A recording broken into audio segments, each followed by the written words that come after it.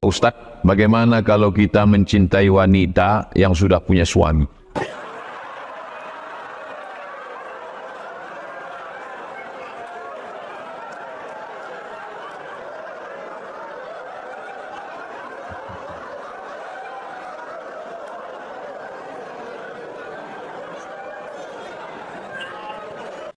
Ada istilah di masyarakat, mulut orang tua ini asin. Apa yang disumpahnya terkabul. Apakah berlaku sumpah orang tua posisinya dalam keadaan salah, berdebat dengan anaknya. Anaknya ingin membenarkan tapi malah disumpahnya. Kusumpah kau jadi monyet, katanya. Apakah terkabul doa orang tua itu? Kalau niat anaknya itu baik, amar ma'ruf nahi mungkar, caranya baik, maka tak dikabulkan Allah. Karena Allah hanya mengabulkan yang baik-baik saja. Kalaupun dikabulkan Allah, ada hikmah di baliknya. Nah, itu dia. Kalaupun dikabulkan Allah, di baliknya ada hikmah. Mana contohnya Pak Ustadz? Cakap orang tua tak baik dikabulkan Allah. Ada laki-laki namanya Juraij. Siapa namanya? Juraij ini kerjanya beribadah aja. Makanan diantar, pakaian diantar. Tak pernah dia keluar. Datang emaknya memanggil. Ya Juraij. Dia diam tak menyaut. Ya Juraij. Dia diam tak menyaut. Panggil ketiga kali. Ya Juraij. Dia diam tak menyaut. Apa kata emaknya? Allahumma la tumithu hatta turihi wujuhal mumisat. Jangan matikan Juraid sebelum biji matanya menengok wanita tuna susila. Kira-kira cakapnya ini baik apa tak baik? Jangan matikan Juraid sebelum biji matanya menengok wanita tuna susila. Menengok wanita tuna susila mana baik? Dikabulkan Allah apa tidak? Kabulkan. Datanglah perempuan hamil. Siapa yang menghamili kamu? Kata dia, yang menghamili aku Juraij. Tapi sebetulnya ada hikmah di balik itu. Allah mau kasih tahu bahwa orang berbakti pada orang tua, ahli ibadah, doanya tetap makbul. Begitu anak itu lahir, ditusuk Juraij perut. Siapa bapakmu? Anak itu menjawab, Ra'il ghanam. Ra'il ghanam. Bapak saya pengembala kambing. Selamat dia. Tapi tetap juga terkabul doa. Nah, jadi, tidak mungkin Allah mengabulkan yang buruk. Kalaupun terkabul, ada Ibu, jangan cakapkan yang buruk-buruk ke anak. Jangan manggil anak, anak hantu. Untung anak itu tak pandai menjawab. Kalau dia pandai, ya mama hantu, katanya. Panggillah dia yang baik-baik. Penghafal Quran. Anak soleh. Penghuni surga. Itu adalah doa. Panggilan adalah doa. Assalamualaikum Ustaz. Waalaikumsalam warahmatullahi wabarakatuh. Bagaimana menyikapi orang tua saya yang ingin saya kerja, tapi saya ingin nikah?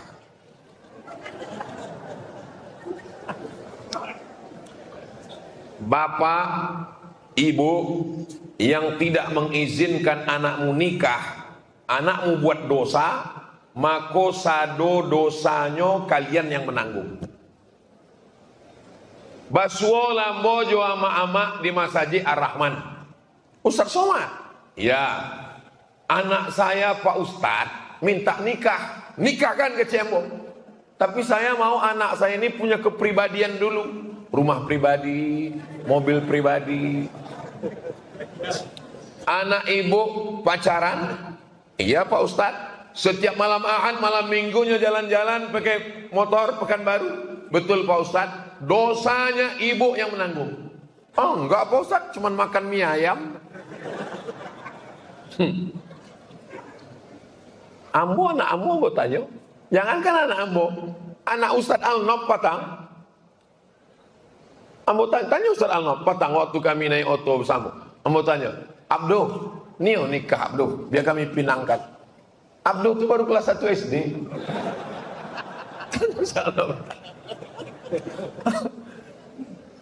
Kalau bapak sama ibu kebetulan mampu pakai subsidi silang, tapi paling tidak kalian selesai dululah S1, berusaha. Iyakunu fuqara, kalaunya miskin susah, yughnihimullah, Allah akan memberikan rezeki. Tapi awak percaya kepada Ar-Razzaq, Ar-Razzaq, Ar-Razzaq, untuk tulis Ar-Razzaq.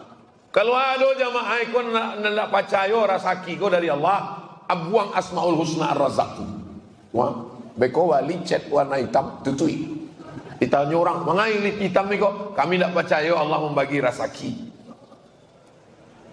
Orang nan paling yakin kepada Allah adalah orang Minangkabau.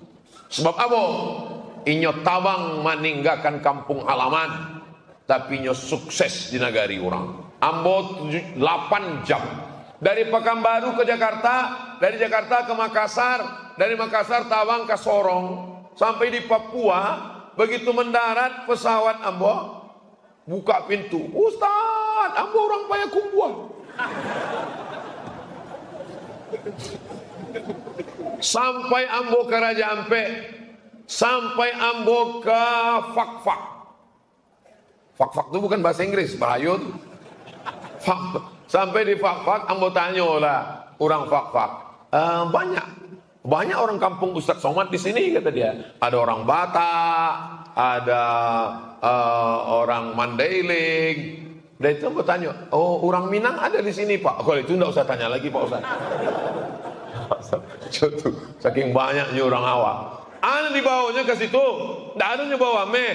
Sesudah nyobanya, go sukses, ameh dibawanya ke kampungnya, dibuatnya masjid di kampungnya, dibuatnya pesantren.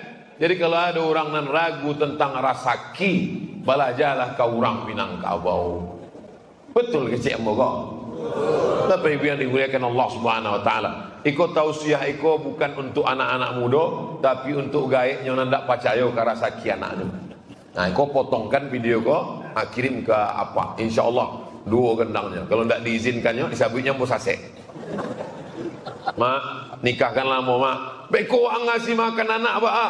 Eko ceramah sama. Saya dah ngako, kau radikal kok. Apa hukumnya orang mengambil hak orang lain? Mengambil tanah, disabitnya, mengambil tanah. Siana menggeser, mengalih pancang tanah, ko pancang batas tanah, lah ditetapkan oleh BPN, tetangga, RT, RW, Kades, Kadus, RT, sadonyo lah Pak Camat, malam-malam digesernya. Lalu kemudian apa kata Allah? Qaidah shibrin, sejengkalnya geser, tuwiqa, maka inyo akan dililit beko di kubunya, sab'i aradin, 7 lapih tanah. Di atasnya digesernya sejengkal, 7 lapih tanah ke bawah malilit leher. Ambo nak ada menggeser sejengkal ya. Jadi barak 2 meter. Nah, siap-siap lah. Makanya mau ke kubur orang mati, indak pakai meteran. Ambo baru tahu waktu terlalu capek bana datang ke pemakaman. Ada ketua masjid meninggal di jalan, anda boleh sabut namanya, menjaga kode etik jurnalistik. Pak, ini ketua masjid yang meninggal di sini kan? Iya. Mana kok orang udah pulang? Ustadz terlalu cepat datang. Ambo terlalu capek datang. Adalah bambu panjang. Kamu tanya, kok bambu kau untuk apa? Untuk mengukur. Rupanya mengukur panjang orang mati itu tidak pakai meteran, pakai bambu. Mangga pakai bambu Pak? Supaya beko kalau kubunya kau menyempit, tidak disalahkan tukang gali kubu. Sebab kalau pakai meteran, dikhawatirkan orang itu salah hukum. Tapi kalau iko, kenapa kuburnya sempit? Kok Pak, buluh kau nak mungkin memendek. Jadi Pak, rupanya selalu kejadian, iko tanah kok lah digali sebelum jenazah itu datang, tidak sabarnya ingin memencet pajak. Masuk. Jangan sampai digali orang 180, sampai jenazah awak tinggal 80 selesai. Gara-gara apa? Menggeser sempadan tanah. sedangkan orang tersebut telah meninggal dunia dan ahli warisnya tak ada penyelesaian, kumpul basamo, selesaikan iko, sebab iko akan membarekkan inyo di hadapan Allah Subhanahu wa taala. Orang yang mati syahid, cik amaknya, oh engkau mati syahid nak, cik Nabi, alun tentu sebab mungkin ido aniayo memakan harato orang, maka orang mati syahid sekalipun kalau zalim makan harato orang mesti dipulangkan, dikembalikan. Faman ya'mal mithqala dzarratin syarran yara, sebesar biji sawi akan dipandang, ditunjukkan di muka mata awak di hadapan Allah Subhanahu wa taala.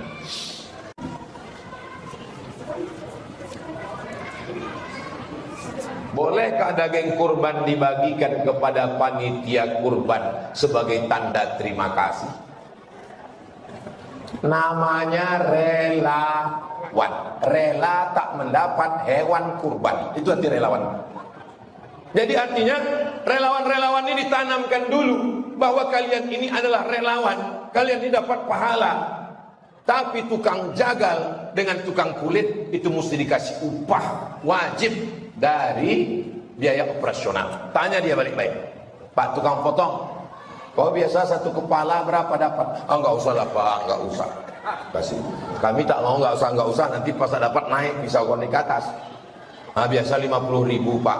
Ini ada 10 ekor, berarti 500.000. Kasih dia.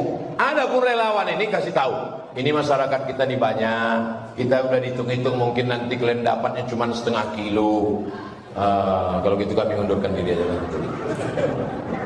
Kalau perlu digaji, gaji, tak perlu banyak, 10 orang tapi kerja, jelas kerjanya, dikasih dari biaya operasional. Tapi kalau dia meminta, wajib ada, itu berarti bukan hadiah, itu upah. Kesimpulannya, daging kurban sebagai hadiah boleh, daging kurban sebagai upah haram.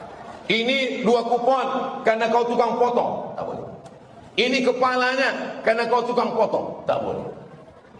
Maka dikasih dia dari uang, dari biaya operasional. Yang sudah-sudah, apa boleh buat? Taubat nasuha, diampunkan Allah.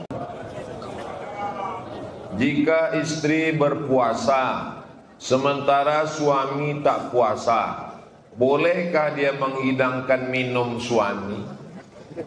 Kalau suaminya indak puasa, dek sakit, maka boleh dia menghidangkan minum suami. Karena faman kana minkum maridan aw ala safarin fa iddatum min ayyamin ukhar. Orang nan sakit dan musafir boleh tidak puasa, diganti di hari yang lain.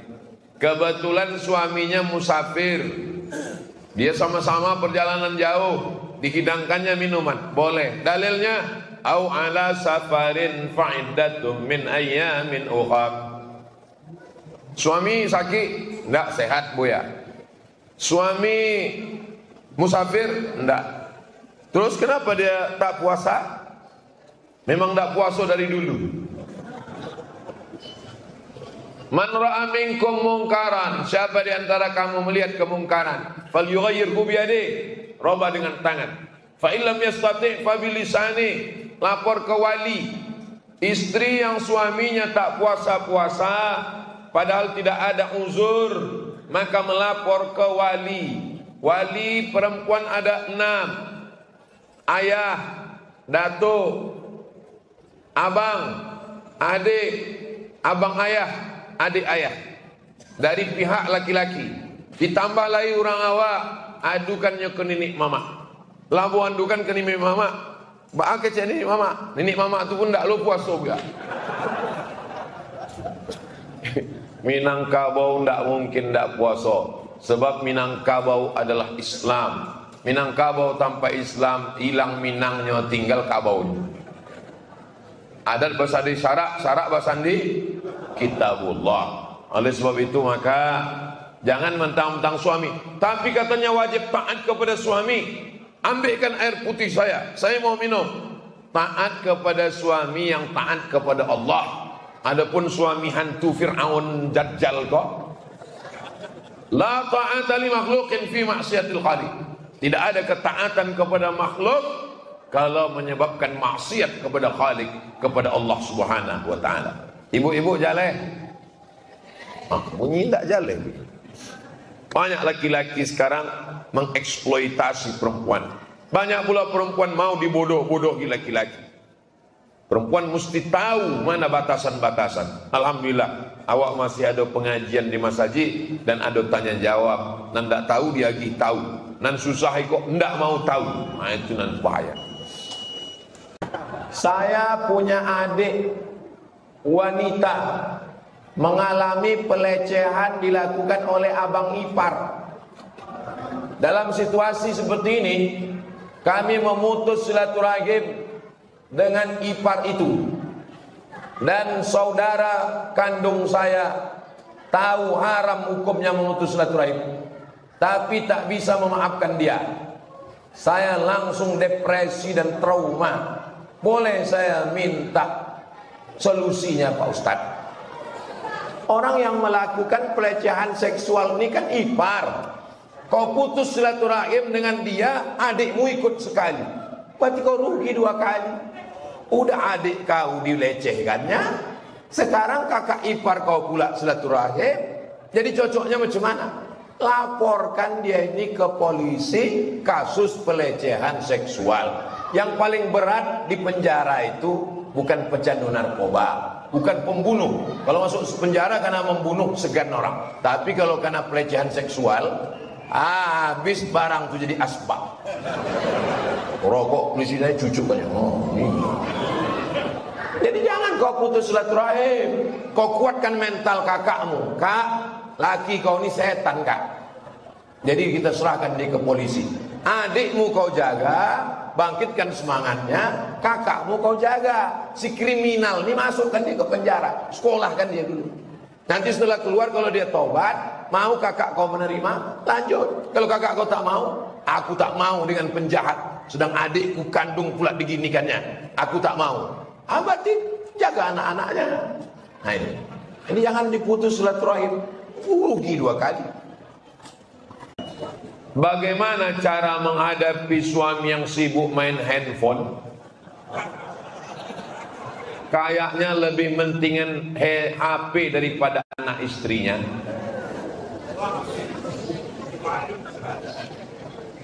Jangan dibuang handphonenya. Perempuan ini punya 5 hak terhadap bapak-bapak. Walaupun adik-adik belum menikah, ini banyak mahasiswa UNRI, UIN. Walaupun kalian belum menikah, istri kalian punya 5 hak. Yang pertama, makan. Ibu lah makan. Sahur tadi. Yang kedua, pakaian. Wajib kalian kasih pakaian. Yang ketiga, tempat tinggal. Wajib suami ngasih tempat tinggal. Yang keempat, pendidikan. Suami wajib mendidik istri, mengajarnya sholat, puasa, mengaji. Maka bawanya ke pengajian. Bulan puasa ada kultum ba'da isya ke tarawih, bawanya ke masjid. Yang kelima, perhatian. Agihnya perhatian. Jadi handphone ini mesti ada jamnya. Kalau tidak pakai jam, maka habislah waktu kita dihabiskan oleh handphone. Ada waktunya. Jangan sampai habis, anak tak dapat perhatian, istri tak dapat perhatian. Istri kalau tidak diperhatikan suami, dia akan mencari perhatian suami orang lain. Akhirnya istri bersoleh untuk laki orang, bukan untuk lakinya. Gara-garanya tidak diperhatikan. Jadi saya pesankan kepada seluruh suami-suami, maka perhatikanlah istri. Dan diperhatikan itu istri awak, bukan bini orang. Kalau tidak, berarti kita sudah menyia-nyiakan amanah, tidak memberikan hak. Orang yang tidak memberikan hak, berarti zalim, aniaya. Kata Allah, ittaquz zulma, jangan kamu zalim. Fa inna zulma zulumatun yaumal qiyamah. Karena kezaliman akan menjadi kegelapan pada hari kiamat. Ambo masih pakai handphone. Tapi kalau ambo di rumah, ambo tetap gendong anak ambo bawa jalan-jalan. Bau somat jalan-jalan. Ambo pakai masker, pakai kacamata, pakai topi, orang tak kenal. Pergi ke mall, pergi kolam renang, tapi yang tak mandi, macam calik-calik so. Pergi jalan-jalan, ke pasar kau pun bocok belanja ke pasar, kau gendong anakmu, tapi orang tak tahu. Jadi kalau ada bapak ibu di antara jamaah kau, karena suara bantu Ustaz Somad patang ambul lah tu. Jadi Ustaz tu bukan cuma ceramah di masjid, enggak. Istri tetap bagi perhatian, bawanya belanja ke pasar, menggendong anak, itu. Tapi jangan acok-acok mana. Jangan lu awak lupa lama menggendong. Ini berbagi. Jangan sampai dia tidak dapat perhatian, sebab kita bisa menjadi orang yang zalim kepada keluarga. Kenapa Allah memberi kita rezeki, Pak Ustaz? Iyo ju, jarang orang bertanya bentuk itu. Di antara Asmaul Husna kok Ar-Rahman, Ar-Rahim, Al-Malik, Al-Quddus, As-Salamul Mu'minul Muhaiminul Azizul Jabbarul Mutakabbirul Khaliqul Bari'ul Musawwirul Ghaffarul Wahhabur Razzaq. Itu dekat pintu nang kedua. Ar-Razzaq, pemberi rezeki dekat tiang. Allah memberi rezeki. Maknanya memberi rezeki, Allah memberi rezeki sebab Rahman, sebab Nya sayang. Kalau ndak ada sayangnya, ndak ada dapat rezeki. Apa beda Rahman dengan Rahim? Rahman sadonya dapat, nan sakau dapat, nan pezina dapat, nan pemabuk dapat, nan koruptor dapat, sadonya dapat. Tapi kalau Rahim, nan dapat hanya orang yang beriman saja. Jadi jangan awak heran, Ustaz tetangga ambo ndak sembahyang, ndak puasa, rumahnya gadang, otonya gadang, bininya gadang. Sebab Allah itu Rahman, makanya lebih dulu Rahman dari Rahim. Bismillahirrahman. Itu sebab Allah sayang ke awak. Makanya wagia, mungkin besoknya bertobat, mungkin esoknya kembali ke jalan Allah. Itu bentuk sayang Allah. Kalau awak sabi, ya Rabb. Rabb itu maknanya tiga. Engkau mencipta ambo, engkau membayar ambo rasaki, ambo nan engkau nan mengatui duit ambo. Jadi ketika awak sabut ya Rabb, makanya doa awak kepada Allah selalu Rabb, Rabbana ighfir lana dzunubana, Rabbana la tuzigh qulubana, Rabbana atina fid dunya. Ya Rabb, engkau mencipta ambo, engkau membayi ambo rasaki, engkau nan matui duit ambo. Jadi Allah itu tidak sama bantu pabrik celengan. Pabrik celengan, setelah diciptanya celengan, ini tidak mau tahu lagi. Coba tanya celengan kau, di mana pabriknya, dan pabriknya pun tidak lo tahu di mana. Bantu itu juga mikrofon kok.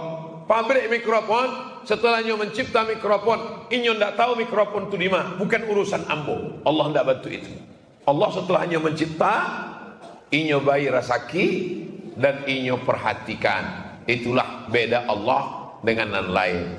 Mukhalafatuhu lil hawadis. Wujud, qidam, baqa. Mukhalafatu lil hawadis. Ustadz, bagaimana kalau kita mencintai wanita yang sudah punya suami?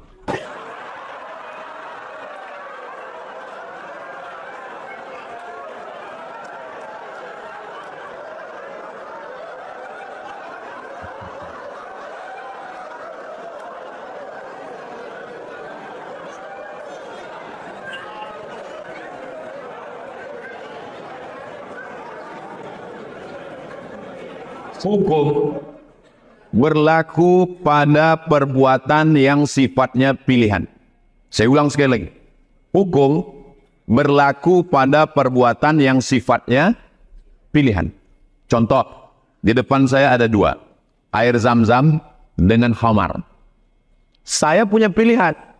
Saya bisa milih air zam-zam, tapi saya dengan penuh kesadaran memilih khamar. Haram. Kenapa? Karena saya punya pilihan. Masjid, diskotik. Ada pilihan atau tidak? Ada pilihan. Mestinya saya ke masjid. Saya pilihkan langkah kaki saya ke tempat haram. Saya ulang sekali lagi. Hukum berlaku pada perbuatan yang ada pilihan. Sekarang saya tanya, apakah mencintai itu pilihan? Tidak. Kita tak bisa dipaksa untuk mencintai atau tidak mencintai. Kalaulah cinta itu pilihan, maka tak tergila-gilalah Laila Majnun. Qais tidak akan tergila kepada Laila, walaupun bapaknya tak setuju. Maka tak bisa ibu mengatakan, memaksa ke anak ibu, kau jangan jatuh cinta sama dia. Karena cinta bukan pilihan. Jadi kalau ada orang jatuh cinta sama bini orang, dia berusaha untuk melawan. Dengan cara apa? Dengan berbagai macam cara. Pergilah ke Masjid Al-Falah, minta diruqyah. Supaya kalau ada jin-jin yang mengganggu dia. Kalau dia belum menikah, segeralah menikah. Supaya hilang fokus dia ke bini orang tadi. Kalau dia sudah punya istri, berusahalah lebih mesra lagi dengan istrinya. Supaya itu tidak mengganggu. Insya Allah, mudah-mudahan diselamatkan Allah SWT. Ini ujian juga. Ada orang diuji dengan sakit, ada diuji dengan ekonomi duit. Ini badan sehat, duit ada, jatuh cinta sama bini orang. Mudah-mudahan kita diselamatkan Allah SWT. Bukan berarti saya diselamatkan Allah. Ya Ustaz enak lah ngomong gitu. Ustaz kan Ustaz tadi goda setan. Saya digoda setan juga. Oh, jadi kalau Ustaz itu digoda setan juga. Goda setan juga. Setan yang menggodanya, Ustaz juga. Setan yang dikirim untuk menggoda saya nih, Ustaz juga. Lulusan dari Mesir juga. Langsung belajar ke Firaun. Itu maka di mana-mana selalu saya minta kita saling mendoakan supaya hati kita istiqomah. Jangan tengok FB-nya, jangan tengok IG-nya, jangan masuk grupnya, jangan. Ibu, balik dari sini, periksa handphone orang ni. Siap move. Dalam hadis disebut, as-sukutu alamatur ridha. Diam tanda setuju.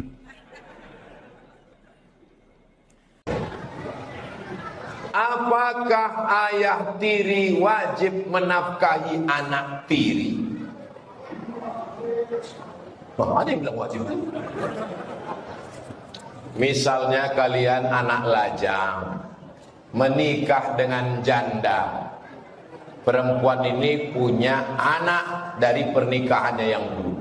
Siapa yang mengasih nafkah anak ini? Ayahnya. Ayahnya yang ngasih nafkah. Hak asuhnya siapa? Hak asuhnya kalau anak ini belum akil balik, biasanya ke ibunya. Tapi nafkahnya tetap dikasih oleh ayah. Jadi ayah dia yang ngasih nafkah. Tapi walaupun begitu, kalau kau tengok anak tirimu itu tak makan, kau kasihlah makan.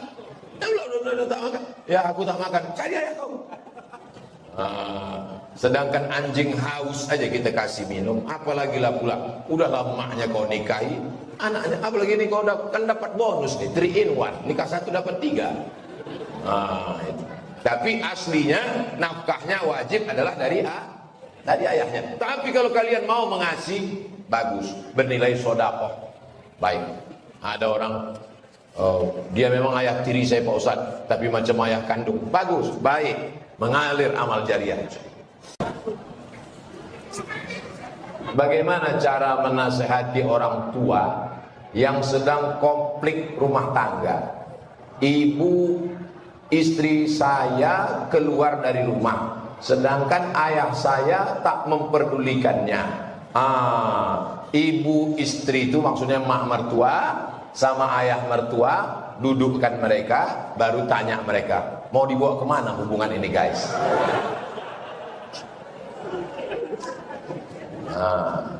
Dudukkan mereka semua, jangan kalian menasihatinya. Karena orang tua tak pernah menengok anaknya itu besar. Orang tua selalu menengok anaknya kecil. Apalagi kau menantu. Mentang-mentang kau ustaz, mentang-mentang kau sering pengajian di masjid Baitul Rahman, lalu mau kau nasihati pula mertua. Bapak mertua, kenapa kau tak memperdulikan ibu mertua? Untung kau kasih anakku. Ku cabut nanti nih baru tahu kau. Jadi panggillah ustaz satu. Ustaz yang lembut, jangan macam saya. Kalau saya dibawa makin mengamuk bapak itu nanti. Ustaz yang lembut, Ustaz Al-Nom. Ustaz Al-Nom yang lembut. Pak, bapak adalah kepala rumah tangga. Insya Allah dibukakan hidayah, doa, usaha, ikhtiar. Bapak ini punya hati, ibu ini punya hati. Insya Allah dilembutkan Allah hatinya, insya Allah. Ada usaha, dudukkan bersama, ada ustadz tausiah, ada doa tahajud, sholat hajat malam, usolli sunnatal hajat rakaat ini. Hajatku lembutkanlah hati mak mertua dengan ayah mertuaku ini ya Allah. Mudah-mudahan Allah memberikan jalan. Yurida islahan yuwaffiqillahu bainahuma. Kalau mereka mau berdamai, maka diberikan Allah taufik antara keduanya. Kalian kan udah tua-tua Pak, Bapak pun udah bau tanah, ibu kan tak lama lagi dimakan cacing tanah juga. Baguslah kalian berdamai. Apa kau bilang gitu? Mungkin mengamuk dia. Itu makanya pakailah ustadz yang santun, yang lembut. Di Yayasan Tabung Wakaf Umat banyak ustadz-ustadz. Ada ustadz yang khusus spesialis bidang rumah tangga. Minta kepada Ustadz Al-Naqdinar atau hubungi nomor kontak berikut ini. Nanti.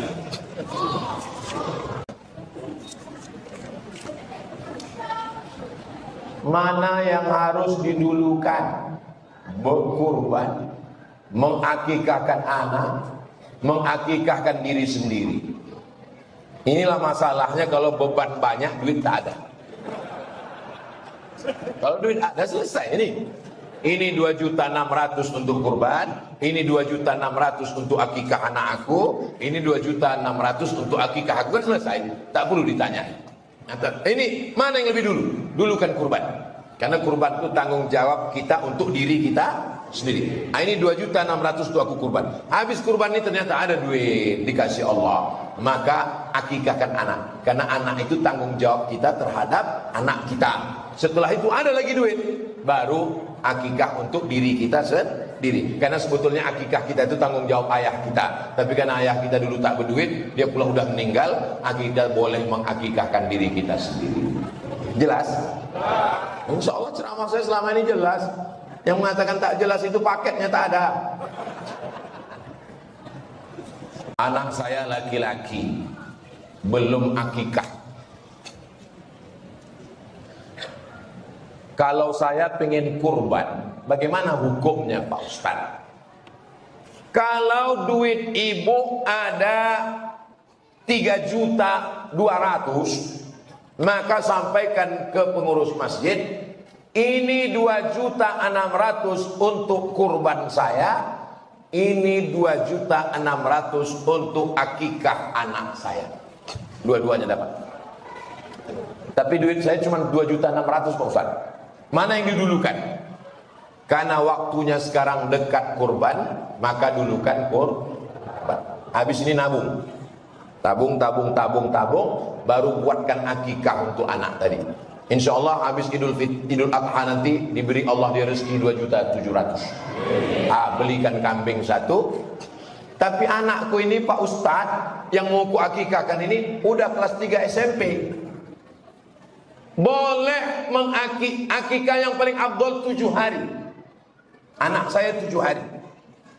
Tak sanggup 7 hari, 14 hari. Tak sanggup hari ke-14, hari ke-21. Tak sanggup 21, tak usah lagi tengok kalender. Sebulan, setahun, 2 tahun, 3 tahun. Pak Ustadz, saya udah umur 40 Pak Ustadz. Dulu di kampung tak ada kambing. Makan ayam aja kami kadang setahun sekali. Kami di kampung makan ayam 2 kali lah Pak Ustaz. Kalau tak ayam tuh sakit, kami sakit. Maka sekarang rezekinya sudah ada. Orang yang umur 40, 50, yang 50, 60, yang 60 pun ini boleh berkurban. Begitu kata mazhab Syafi'i, Imam Nawawi dalam kitab Majmu' Syarah Muhadzab. Boleh berakikah. Yang umur 40, 50, 60 boleh berakikah. Tidak menunggu hari. Besok pagi kalau ada duit boleh akikah. Bisa Ustaz datang? Tak bisa. Besok saya ke Kampar langsung korokan dulu. Jadi kuwakilkan aja ke Ustaz Allah. Besok akikah. Tapi hanya akikah saja. Jangan pula begundul. Tak perlu cukur. Tak pula ganti nama. KTP udah keluar 3 kali. Jangan pula minta ayun pakai marhaban. Marhaba ayyanur. Datang awak buka tutup, disangka cucu nenek itu dulu. Nah, jadi tetangga-tetangga yang diundang besok, kalian makan aja, tak usah tanya-tanya. Daging apa nih? Makan aja, tak usah tanya-tanya. Kalau diundang banyak pula. Makan aja lah daging. Ini tentang masalah kurban sama akikah. Ada ustadz yang mengatakan siapa yang belum akikah tak boleh berkurban. Nah, ini selalu jadi alasan tiap tahun. Kau kenapa tak berkurban? Aku belum akikah. Tak ada hubungan akikah sama kurban. Akikah saya itu tanggung jawab ayah saya terhadap saya. Sedangkan kurban tanggung jawab diri kita terhadap kita sendiri. Dan akikah itu hukumnya sunnah muakkad, tak wajib. Jadi kalau ada bapak ibu yang belum akikah, tak dibuat akikah sampai mati, tidak jadi masalah. Tapi kalau mau dia buat akikah, bah.